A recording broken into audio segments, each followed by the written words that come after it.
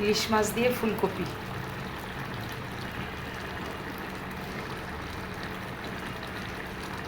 আসসালামু আলাইকুম। দুপুরে ব্লগ ভিডিওতে চলে আসলাম। আর আমার দুপুরের ভিডিওটা লং ভিডিওতে আমার রান্নার ভিডিও নিয়ে আসি রেগুলার। আমার লাইফস্টাইল, আমার খাওয়া দাওয়া, আমাদের রুচিবোধ নিয়েই আমাদের আজকের এই ভিডিও হয়ে যায়।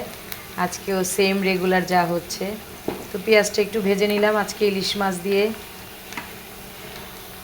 মাছ দিয়ে ফুলকপি রান্না করব। পেঁয়াজ ভেজে একটু আদা রসুন পেস্ট দিয়ে দিলাম। যেহেতু ইলিশ মাছ দিব তাই আদা রসুন একটু কমিয়ে দিলাম, বাট ফুলকপি তো একটু দিতেই হবে। অনেকে ইলিশ মাছ তরকারিতে আদা রসুন ইউজই করে না, বাট আমি একটু করি, কারণ আমার আম্মা করতো, আমিও করি।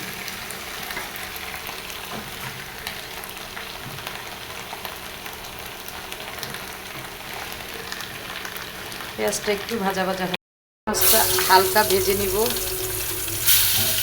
ছোট ইলিশ, তার মধ্যে আবার ডিমও দেখা যাচ্ছে, সেই ব্যাপার। একটু ফিশটা ফ্রাই হচ্ছে, আজান দিচ্ছে। কিন্তু পেঁয়াজগুলো এবার একটু পানি দিয়ে আদা রসুন পেস্ট দিয়ে একসাথে সব মশলা দিয়ে ভেজে নিব। এখানে লবণ, হলুদের গুঁড়া, মরিচের গুঁড়া, অল্প পরিমাণে পানি। হলুদের গুঁড়াটা যদিও পড়ে না, বাট মরিচের গুঁড়াটা কিন্তু পুড়ে যায়, তাই গুঁড়া মশলার সাথে একটু পানি দিয়ে দেওয়াটাই বেটার, নইলে একটু তিতা ভাব চলে আসে। কারণ মরিচের গুঁড়া পুড়ে যায়, ওটা খুব পাতলা থাকে, হলুদের গুঁড়া পুড়ে না।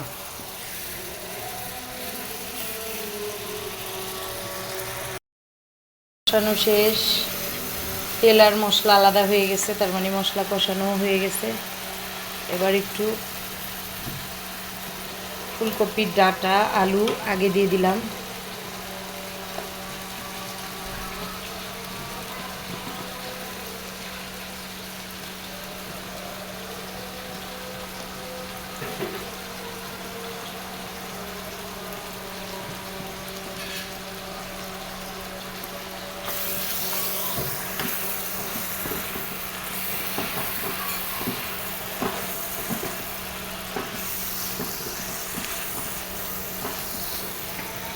ডাঁটাটাতে একটু মশলা মিক্সিং হয়ে গেল। এবার ফুলকপি দিয়ে দিলাম,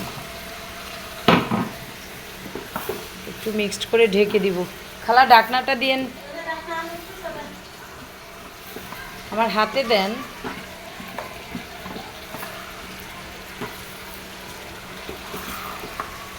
ওটা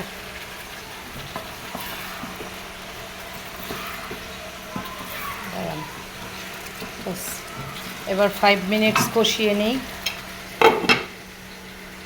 ইলিশ মাছ ভাজা হয়ে গেছে।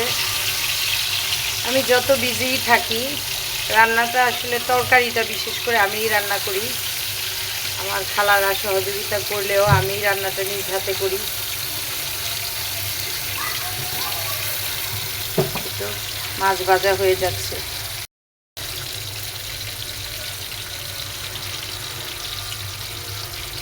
ইলিশ মাছ ভেজে নিলাম।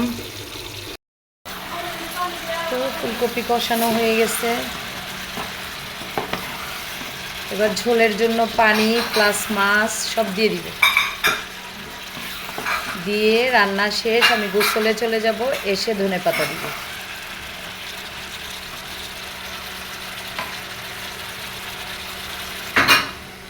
এই তো গরম পানি দিয়ে দিলাম ঝোলের জন্য, আর দিয়ে দিব মাছ।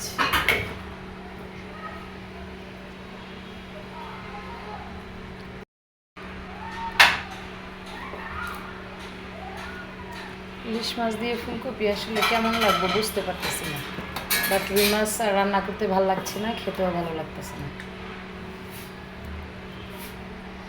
ভালোই লাগবে মনে হয়। হয়তো মাছের তেলটাও দিয়ে দিলাম। ফুলকপির তরকারিতে আসলে একটু তেল বেশিই লাগে, এটা আমরা সবাই জানি। সো দেওয়া শেষ। এবার ঢেকে দিলাম। রান্না হয়ে গেল।